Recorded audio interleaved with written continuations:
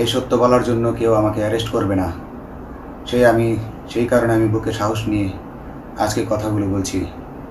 আপনারা যারা বিএনপি নেতা ইলিয়াস আলীর অপেক্ষায় আছেন, তাদের জন্য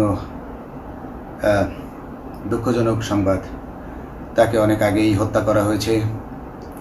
তাকে পতেঙ্গা সমুদ্র সৈকত দিয়ে কড়া পাহারায় সাগরের মাঝখানে নিয়ে স্পিড বোটের মাধ্যমে মুখে পলিথিন পেঁচিয়ে হত্যা করে, তার পেট ছুরি দিয়ে ছিদ্র করে, তাকে পাথর দিয়ে বেঁধে সাগরে ডুবিয়ে দেওয়া হয়েছে।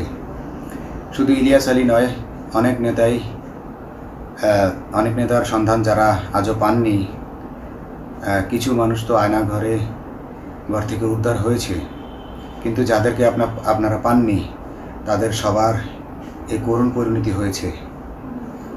আমি